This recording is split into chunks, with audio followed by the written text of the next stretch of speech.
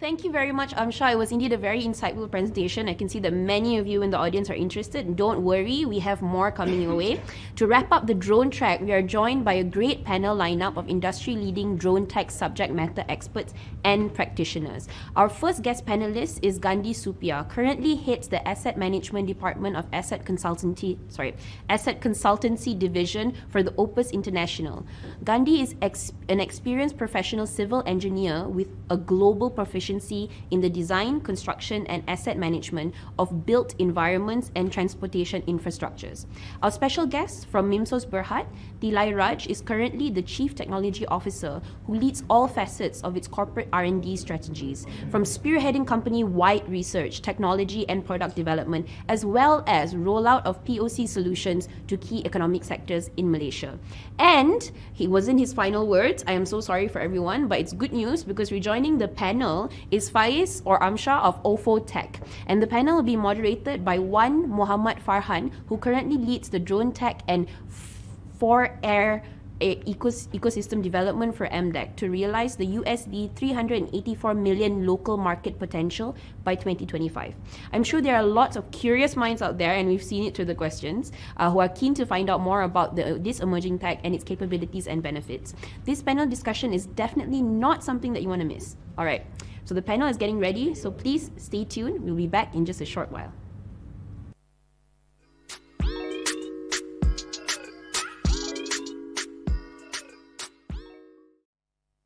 Hello, Assalamualaikum, and good afternoon, everyone.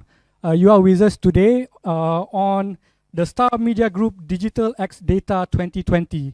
We would like to welcome everyone, and this is the final session for the second day, and we are going to discuss a topic on data-driven drone.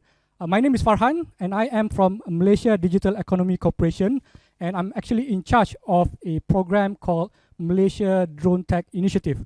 And this DroneTech initiative has been going around for quite some time. And I think based on the panelists that we have in here today, I think there's a lot of discussion that we need to have. And there's a lot of things going forward in 2021 that we need to do together to build this drone ecosystem.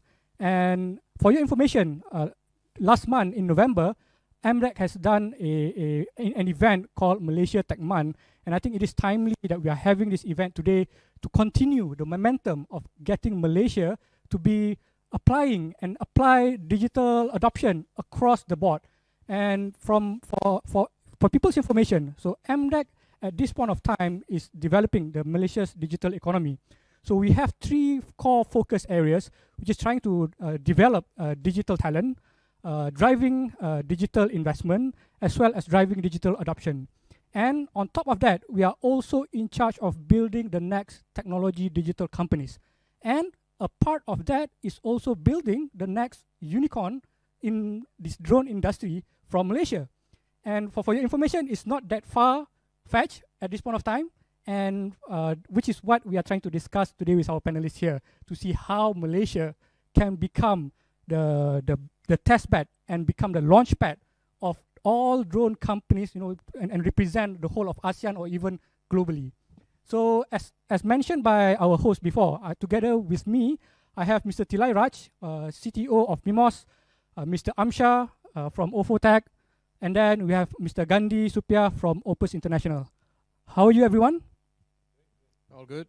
All right, are you guys ready? I've got a lot of very tough questions to ask you guys, Full steam. Because you're here for, tough questions. Yes, because today you can't ask me those questions. I've been driving this agenda of an initiative, this My Drone Tech initiative, and we have been really supported by a lot of agencies and companies such as Opus Tech as well. And from Opus Tech's point of view, I think Opus Tech has been around for a few years now, since 2016, and previously just focusing on providing services for the industry, and to give value to the clients. It's not just about the tools and services. You need to gather data, you need to gather inputs and provide insights and analytics. So I would like to ask Amsyar, so for the past few years and moving forward, so how has Opus Tech grown, from providing services related products and services in the industry into building softwares that can now capture data and provide value to the industry? Thank you very much, Farhan, for the overview of the current local industry landscape. Just to answer your question, as an industry player, OFOTech, we were conceived like 4 years ago in 2016. At that moment, the industry was just about to rapidly take flight. So it was also a pure chance of luck. We never expected to be the company to be where it is today. Of course, it's also giving credit to the well-established ecosystem that government agencies such as MDEC and also MOSTI have been trying to facilitate a strong ecosystem for industry players to actually grow. But to answer your question, we actually started off with just standard supply and training and also the standard image footage capturing, images, videos. But we were market attentive, so we looked at each industries, we identified their respective problem statements, and we realized that drone is just one component. In fact, what is most crucial is the data, because we are entering a new age, a paradigm shift where data is the new oil, the new type of resource. So in that sense, we figured that drone technology will eventually become just secondary technology. It's the data that is most crucial. So in that sense, it made most logic for us to make that a leap towards becoming a data company. So of course, there are multiple other technology involved: big data, artificial intelligence, autonomous systems. So yes, it's still ongoing. In fact, OFOTech is not, we are not where we are currently. We are steadily evolving. So I believe that Malaysia and the local industry is also trying to keep us ahead, becoming a trendsetter instead of just following whatever the world market is currently leaping towards. Good. I think this is something that is really good, because personally, I think we've been supporting OFO for the past few years, and they are building software solutions, ahead of what other countries in ASEAN has at this point of time. And those are the kind of solutions and product that we can export.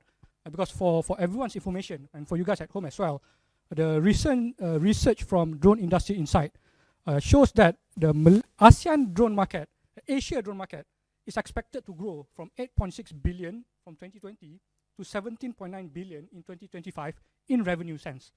So these are market potential. And Malaysia alone is expected to reach a market size and revenue in the drone market up to 884 million by 2025. So I have a question for Mr. Gandhi.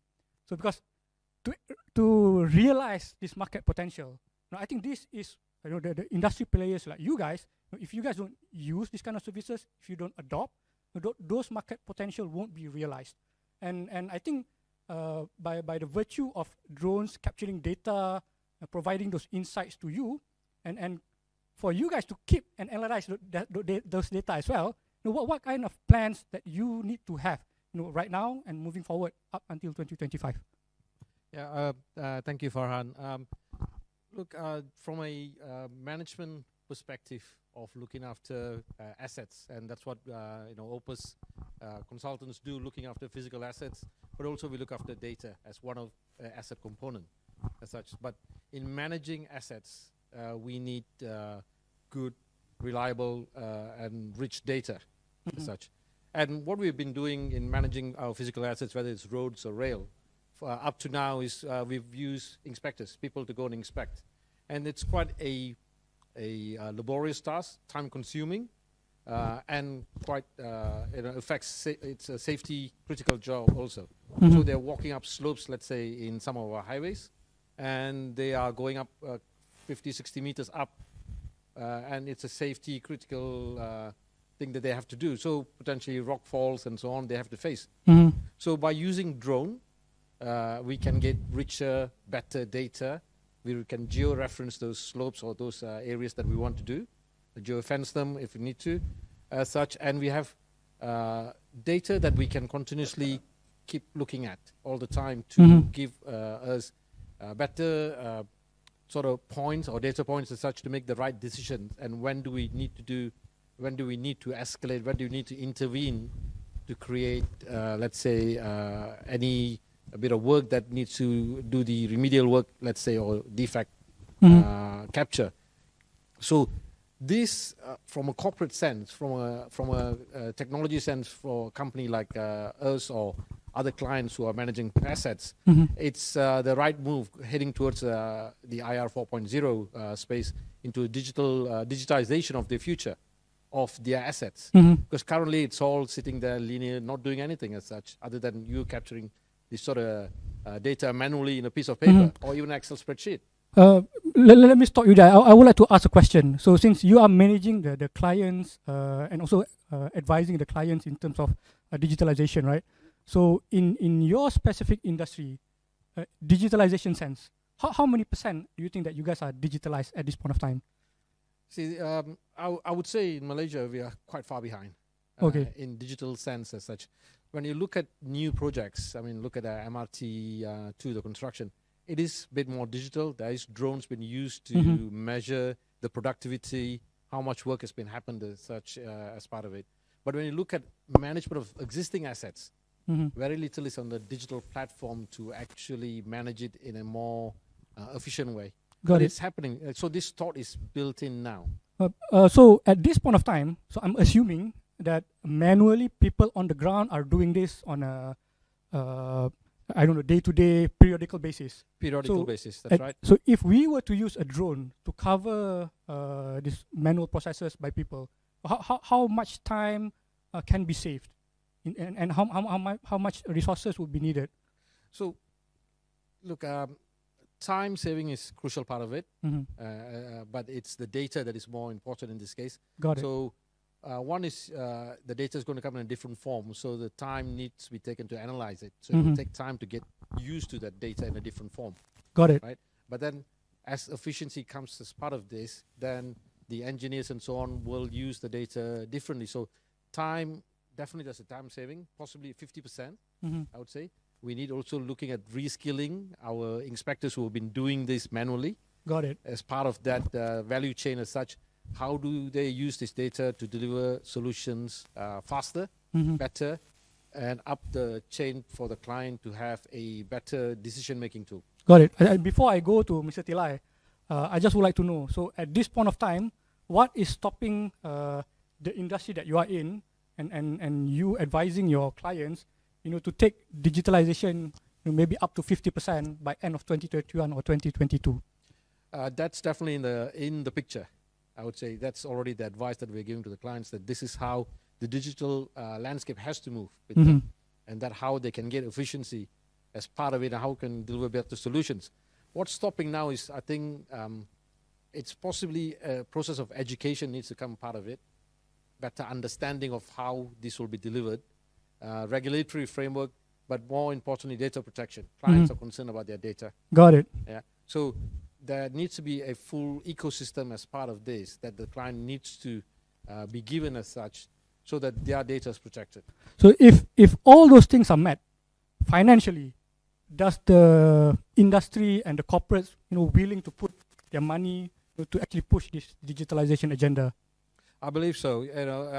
Because clients are willing to get the right data, so that they can actually have predictive, say, capability that will save them life cycle costs. Good.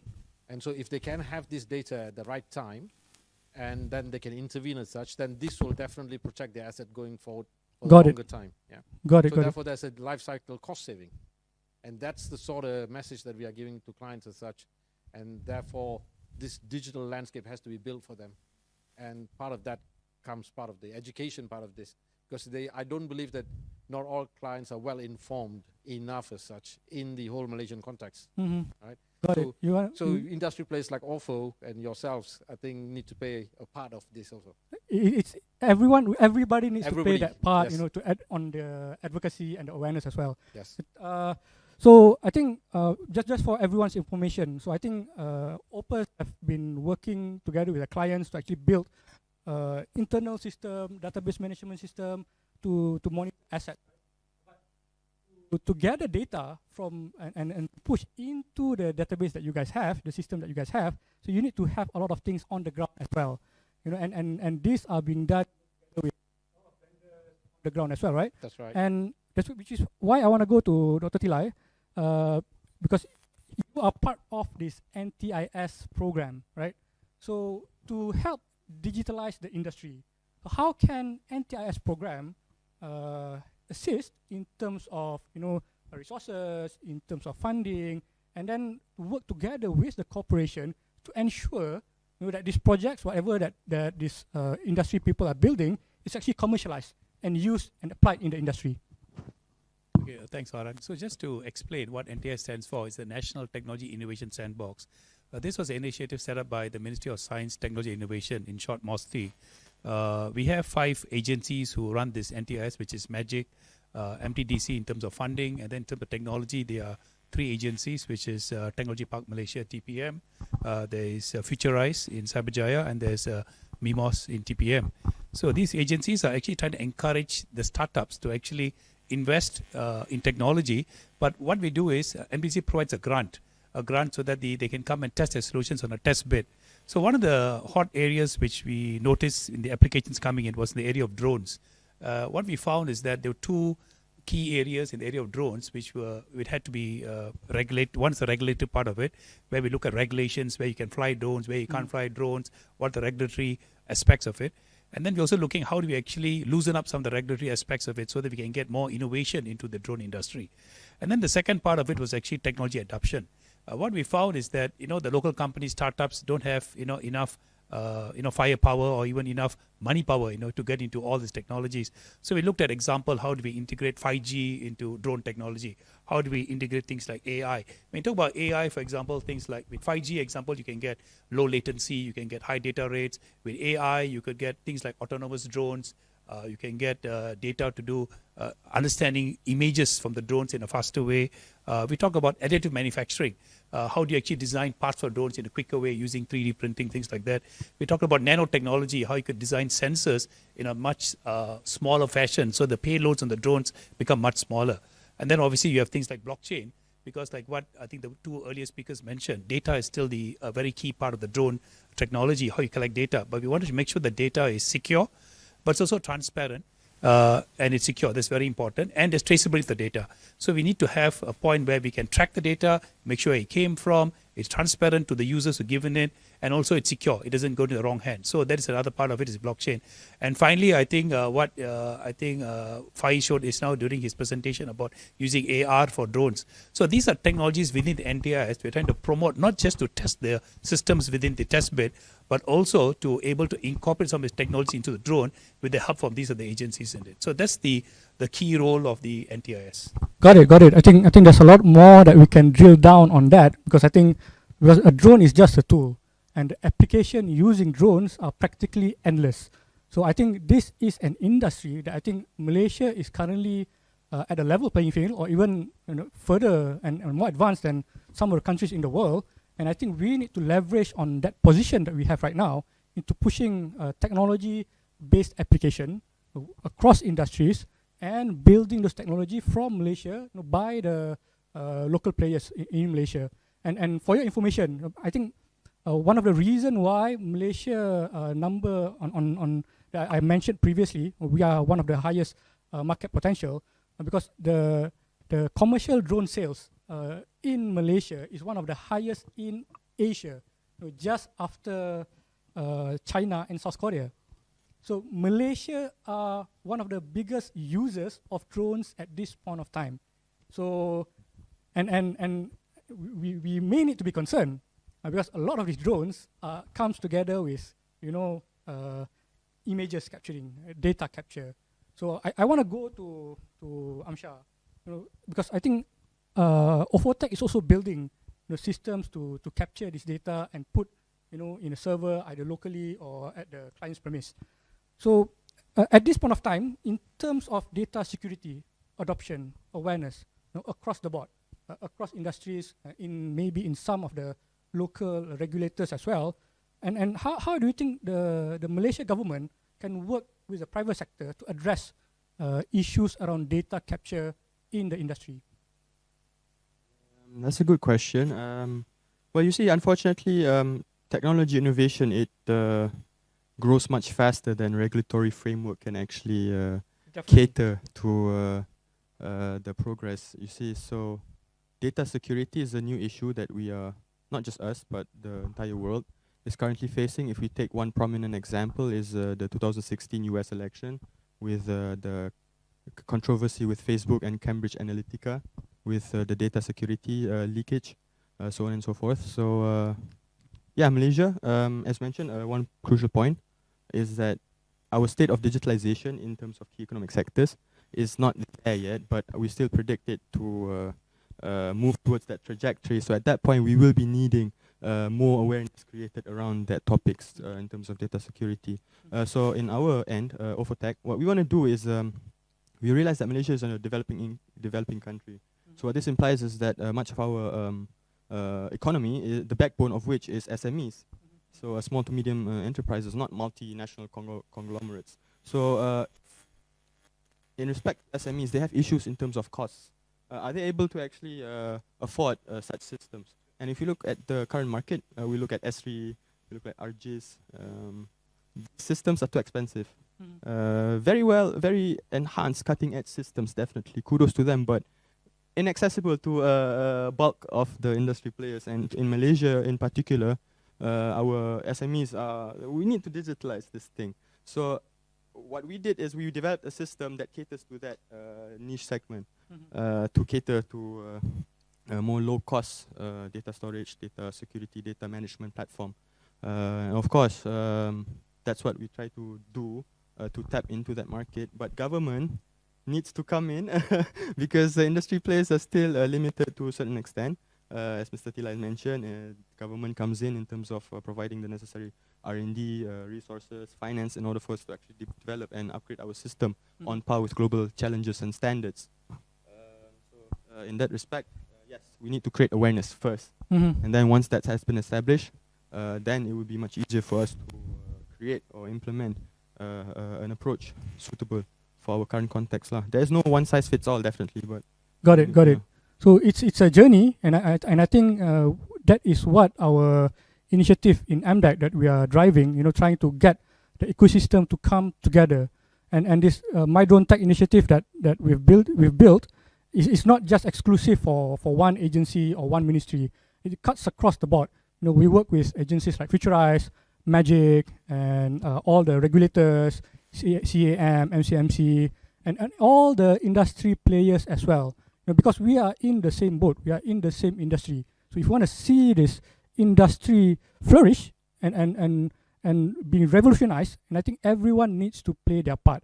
And picking up from the data issue and challenges, and one of the things that we tried to do with our industry players, last week on Friday, in conjunction with the My DroneTech Fest 2020, so we did this roundtable discussion.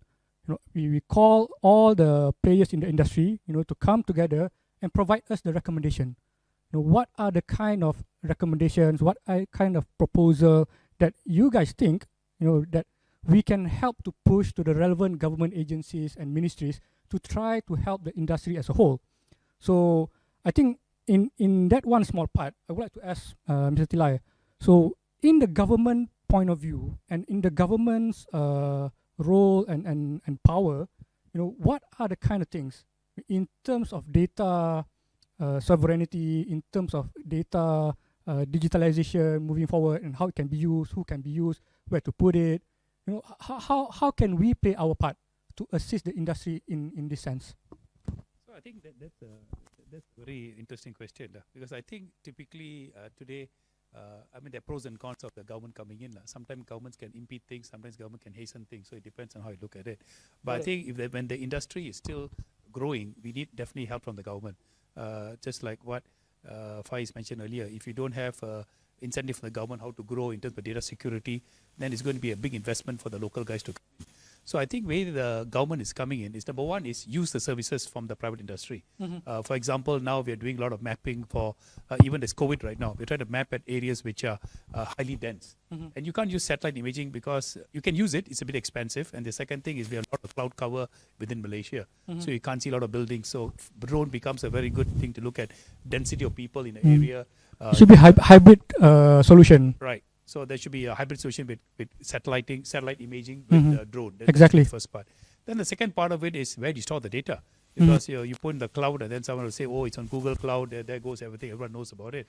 So that's another thing, is how do you store the data, and then who gets to use it, who gets to use the data at with appropriate use of data. Then basically, we got to have an authorization method.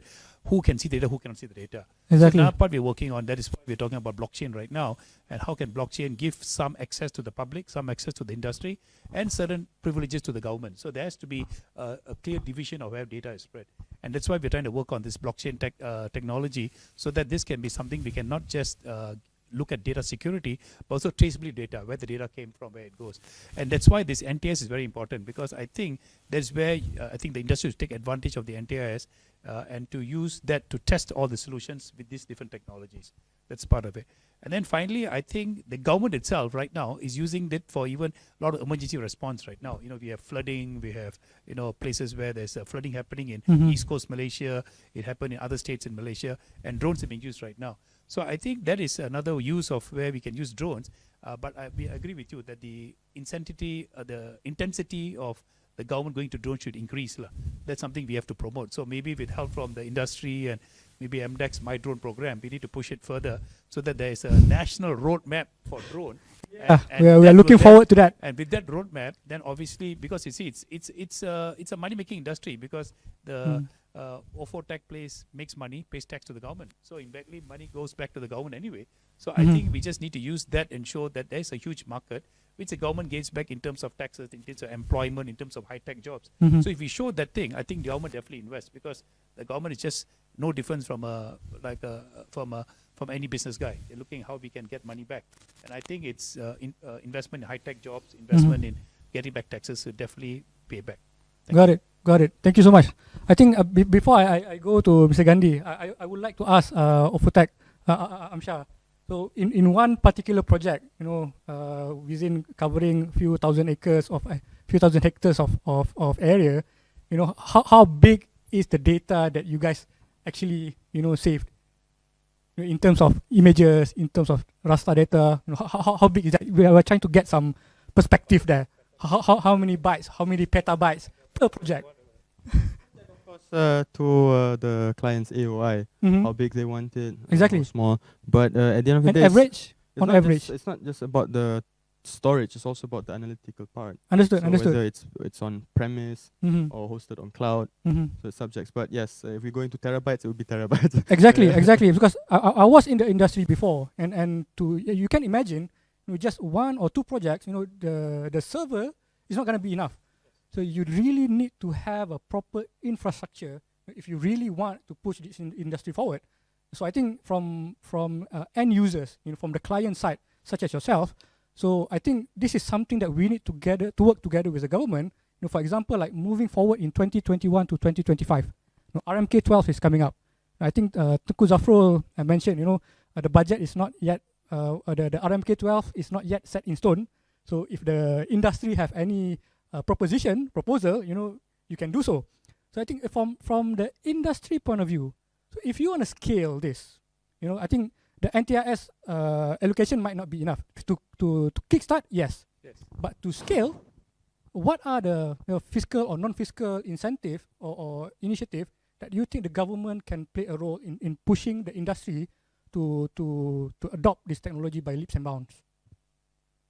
Good question, Farhan. I mean, it's you can ask here. We can ask. Definitely. I mean, we need the government's help, right? The adoption rate is not that good at this moment. Exactly. Because for industry, if you were to have terabytes, petabytes of data sitting in some even cloud, it may be, or on premise as such, there's a cost to it. Exactly. Right. So then suddenly you're talking about another industry developing a data centers, and we have lots of data centers, right?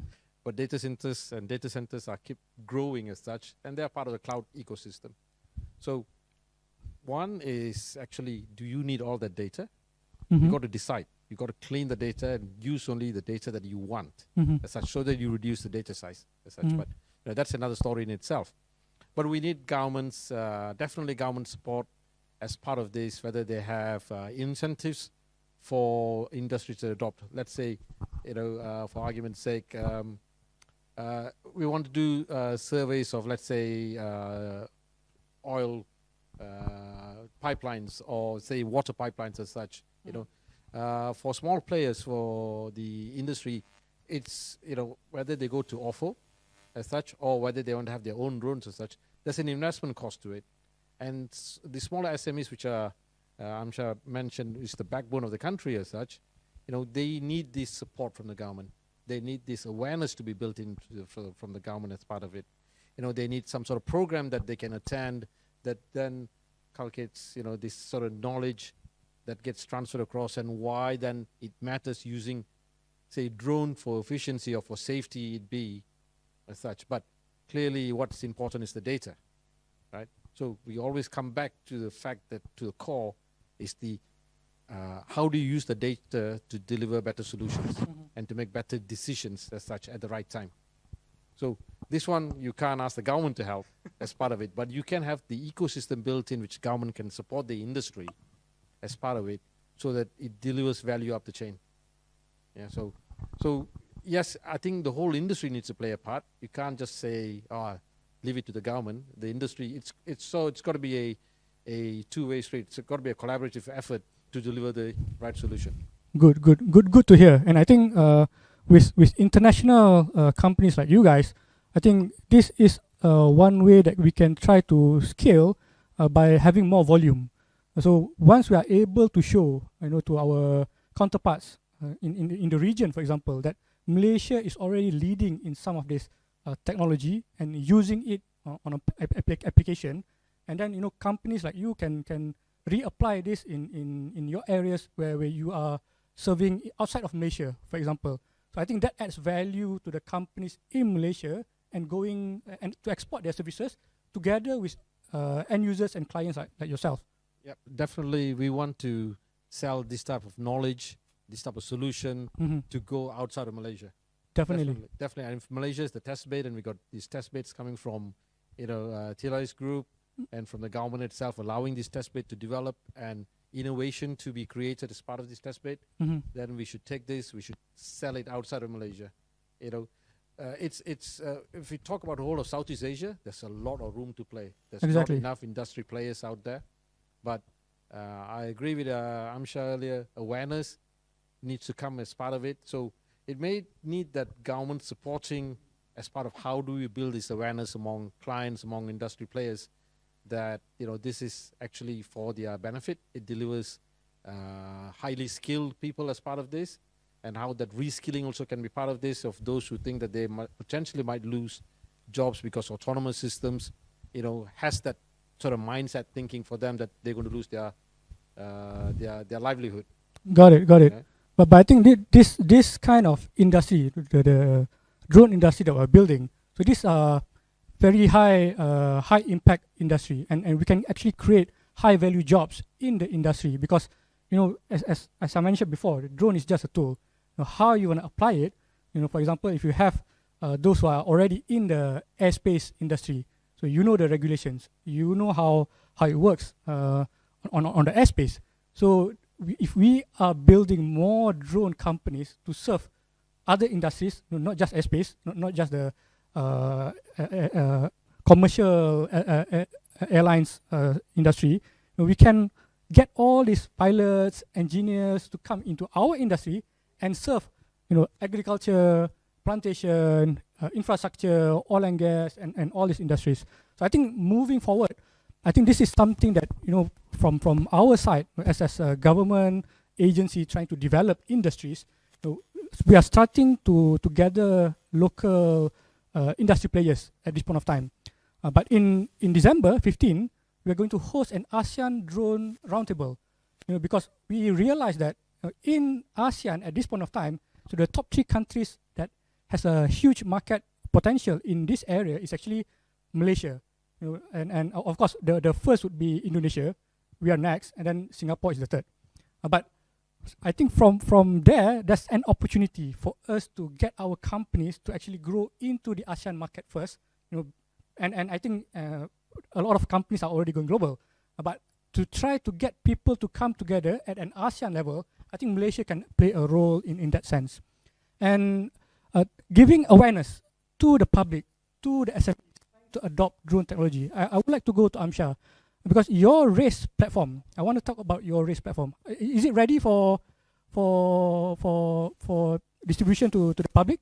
Yes, it's currently already at commercialization stage. Okay. So we consider it TRL 9. TRL is technology readiness level. Mhm. So it's Okay. a metrics used by NASA just to Got it. determine the level of technology. So we are currently in continuous R&D development. So as I've mentioned, we do try to be a trendsetter Good, and good. integrate more technology applications. Good, because we had this discussion together with our counterparts from MOA, because the data from MOA, they need to capture a lot of agriculture data out there, and at this point of time, most of it are being done manually. How do you think race can play a part, in getting we used to say that this sharing economy platform. So your platform could actually be that one platform to help agencies and ministries like MOA to capture data on the ground. How do you think that can be done in the agriculture part or any other industry that race is being built for? Yes, thank you. That's actually the main goal, for us to have a one-stop single system, or one-stop solution where all information is no longer fragmented, but can be shared across sectors and can benefit multiple other key economic sectors for that matter, whether it's agriculture, plantation, real estate, city council, management, so on and so forth. So in that sense, it's all, how do I say this? The issue is real actually. I agree with you. The issue is, how do we need a mandate from the government to actually say which is the platform that everyone has to use. Because currently there are many brands or platform systems. So that's what actually facilitates more data fragmentation. And currently, if I, from what I'm informed, the Malaysian government, yes, they do commission international brands systems from foreign companies. So what it can actually help is to actually deploy local systems. And with that, we can actually cover more angles. Understood. In terms of scaling it to various respective industries. But this is required for Definitely. For future development. We need to have a uniform platform. Whether it's going to be hosted by MOA or even JUPEM, that's subject to the government's discretion. Okay, I think Mr. Thillai, based on that point, so at this point of time, so all the different agencies, ministries, everyone collects data, and let's say most of the data are being collected by drones at this point of time. So going through various platforms, various database. So how can the government assist agencies, assist each other? How can we set certain standards? Instead of we dictate only one specific system is to be used, but we advise the relevant agencies, look, if you want to do this, so these are the kind of standards that you put in. So whoever builds the system for you, they will feed back to that relevant agency servers. So how can we play a part in that? I think like I mean, when I look at data today, there's a variety of data today. In some cases, for example, for healthcare, there's a standard platform now where we have data. It's called a data warehouse for the country, where all data is stored for healthcare. But there's already a standard set up by Ministry of Health. In the area of drones, it's still quite infant because it just started off. But I think like what you mentioned just now, Faiz, is that you have a platform which I'm not aware of, that platform is available today. Everyone uses ArcGIS as a common platform to store data today, but ArcGIS is $1 million tool to purchase. So the question is, if we have those platforms, then we need to propose to the government that this platform exists. Maybe you should take your Razor platform into the NTIS. So people can talk about it and see about it because we don't know about it exists. And then we can propose and say, instead of you paying $1 million with ArcGIS, we could use this platform from OFO to use that to be a thing. I mean, that's one way of doing it. The second part, obviously, is to get this ecosystem of place to come together. So, for example, we have Opus here, we have OFO here, we have MDEC here, we have MIMOS here. But the problem is, we also just meet in this forum.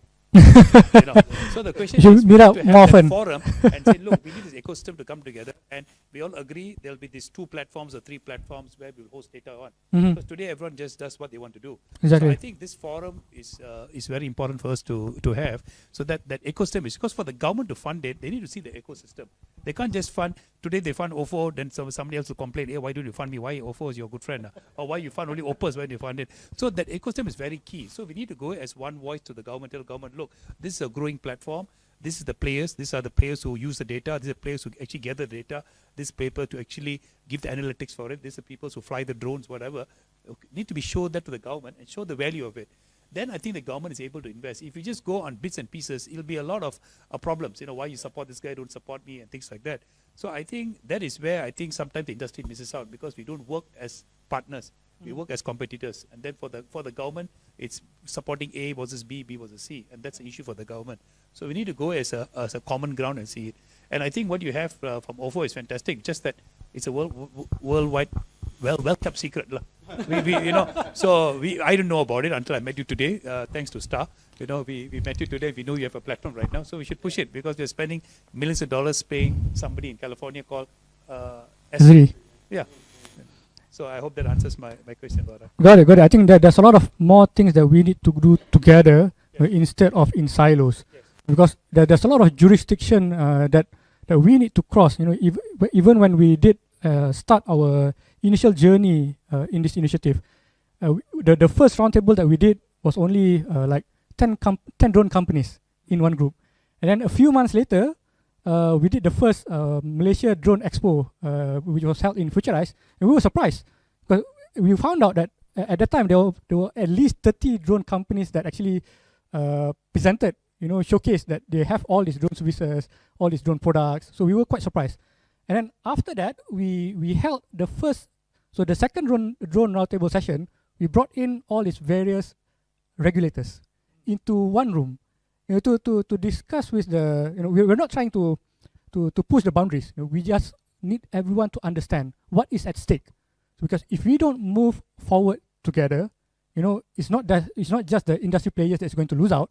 We might be losing out a bigger chunk of the market share. We might lose out, great companies like Ofotech, Polar Drone, Aerodyne to our neighboring countries. So we definitely don't want to do that, right, at this point of time. And my last question, actually, I want to ask Mr. Gandhi. So if do you think, what do you think is the most important element? Because coming from the industry adoption side, is it talent? Is it the technology? Or is it the awareness? What are the most important thing that we need to address next year, for example? Yeah, I think when you look at Malaysia as a whole, as a landscape, you look at the adoption for digital technology. Let's say in my area, in the engineering world, building information modeling, it's mandated by, or not say mandated, but it's advised by CIDB. Government has looked at it, industry players have looked at it. Building information modeling can work fantastically well with either AR, VR, but with data coming from drone surveys. And but the adoption rate in Malaysia is about 17% in building information modeling. Got it. If you take it to the US, it's about 80%, UK is about 90%, even in Singapore, it's about 40-50%. We are slow in adopting to change in digital transformation. So we need to change this. This needs a wider industry collaboration to look at how can we deliver better solutions more efficiently, transparently. How do we manage our national infrastructure that benefits the users, not only just the industry players, but so you got to look at the wider. I think a lot more thinking throughout the whole economy as such of adopting this roadmap of IR 4.0. We talk about it, Got it. but I think that awareness, that knowledge base of why we need to go in this roadmap is going to be important. Got Drone plays one, drone data is one part of that this digital transformation. So the faster the players, or not say faster, but when the whole industry starts collaborating as one, as we talked about, as a one direction thinking as part of it, in one sense, as such, trying to push the economy up in the digital transformation. I think that's when. This is all going to become a normal tool for adoption. Clients will not think twice. Why do I need to use drone? Why that data, is it's expensive now. Why do I want to use it? That's the first question they ask. Wes, it's too expensive. I don't want to adopt it. I can use my people. So the labor cost is cheap. So I don't want to go and use a digital platform when I can do it cheaper by other means. Got it. I think the value proposition, both from the government side, the agencies, the companies, the industry players, so we need to come to create and to show people what exactly is the value that the industry, whatever technology that we are trying to support, it's not just for the company to create profit. It's not just for the government to get this digitalization, to improve the efficiency. But I think overall, if you look deep down, for example, if in the agriculture industry, it's a really highly subsidized industry. By actually enabling data to be captured, data to be analyzed in the agriculture sector alone, the ripple effect to that is that we could save a lot of subsidies there, right? And then that allocation can be reused in the same industry, to build talent, to incentivize technology adoption, and we'll the way MDEC is pushing this drone agenda, we are also pushing not just drones. We push drones because drone is something that everyone is excited when you talk about drones, and drones is part of the Force IR bigger ecosystem. So you have AI, you have IoT, you have a lot of elements in there. But if we are able to push drones first, and then get people to feel comfortable, get clients to see the value, then we start to bring in all the other elements in, including IoT devices, the blockchain system, because at the front end is the data capturing process that we need to do, and this is what drones are being used for at this point of time. So I think this initiative that we are building, the industry players, everyone will need to play a role somehow or other, and not just in one specific industry. I think if we are able to build that ecosystem to come to serve across industries, improving agriculture, optimizing agriculture, making the oil and gas and construction industry more safer, doing this, using this kind of technology, and from our point of view, I think moving forward, 2021 to 2025, I think we need to come together as an industry, not just from Malaysia, but in ASEAN as well, to ensure that this technology has volume, so that it once you have volume, then your cost price goes down, and it makes sense for people to adopt more when the price is affordable. And I think we are almost at the end. Before we go, I want to go around. What do you guys? What is your vision of this drone industry in Malaysia, 2021 to 2025? Because if you look at the Drone Industry Insights report, one of the biggest growing market in the drone industry is actually in transportation, drone delivery. So what do you guys think? 2025 drones. Mr. Thillai. I mean, my view, okay, I can't see that 2020 is too far away from me. But anyway, my best guess is that if I look at drones, I think the key thing is like what we all said is actually the data from the drone. Drone is just another device collecting data, it's just another sensor collecting lots of data. But I think the key thing is, if you look at the industry is how we use data for our economic well-being, for our daily lives. That's most important. So I think we have to find a way to get the data to be not only harmonized but also democratized. So where people can use data for own use, but not for just government use or their own use, but also for public good. So that's my view how the data should be. Okay, Amsyar? I personally think that we are really living in exciting times, because we started off 4 years ago, and imagine where the industry has come up at this point. I mean, it's completely different from where we were initially conceived. Of course, this gives credit to instrumental people like you, Farhan, from MDEC, Mr. Safwan from MDEC. because that really helps facilitate. But my vision is that it will become 2025, 4 years, like people. Well, everyone owns a drone right now. It's like this.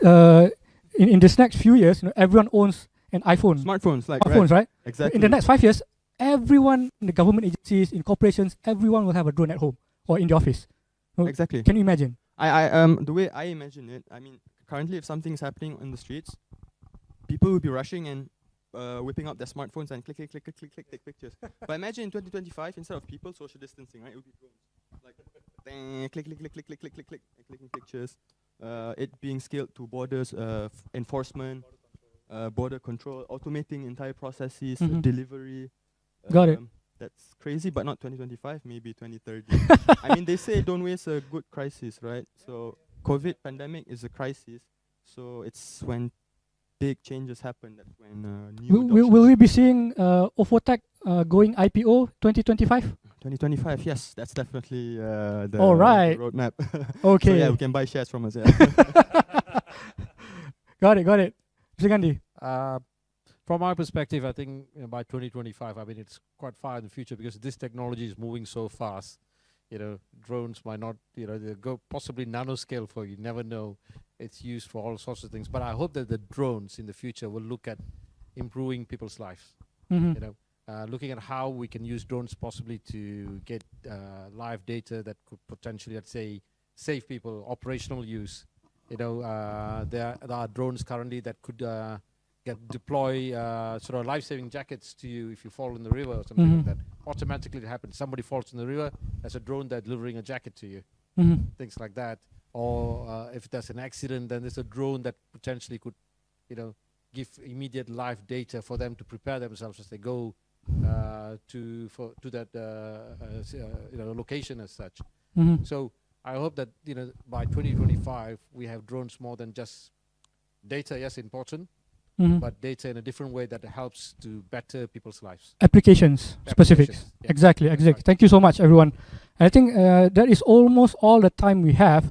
But before we go, I think I just would like to remind everyone, this drone industry is a highly regulated industry. And I think, we have really, really progressive regulators. We've got really good support from CAM, MCMC, JUPAM. And I think for the next 12 to 24 months, actually the local authority have been are trying to adopt to a new regulation and to see how the industry and the regulation can come up to a point where we can move together. So I think for everyone out there, I'm not trying to get everyone to fly your drones freely starting next year. Do keep in mind there are regulations out there. Fly safely. You don't want to ruin it for everyone. Because at this point of time, I think the accident cases involving drone is really, really low in terms of statistics, and we want to keep it at that way lah. And I think let's try to create more value, in building this industry. I think a lot of people out there, you're buying drones yourself. We want you guys to create value out of the opportunity. So and eventually from MDEC especially, we are trying to advocate, trying to position Malaysia as the DroneTech hub and launchpad to ASEAN, because we highly believe that we have the right talent, we have the companies with the right technology, and then we have the right support from the government, agencies, regulators to actually get Malaysia to lead in this specific area. And with that, I think there are a few questions that I'm seeing on the WebEx screen. And for your information, if you have any questions, do contact us at www.mdec.my/mydronetech. I repeat, www.mdec.my/mydronetech, and I'll get the organizer to put the link on the comment section, because that's all the time we have. I would like to thank everyone for being with us today. I think we really need to have, maybe we have another roundtable discussion to discuss this later. And for everyone out there, I think drone is not a far-fetched technology anymore. It is here. It's going to revolutionize the way the processes that in across industries. We need to be ready, and I think in most ways we are ready. So I think let's work together and push the drone industry forward. All right, that's all from me. I'm Farhan again from MDEC, DroneTech and Force IR ecosystem. Thank you so much. Assalamualaikum. And thank you everyone.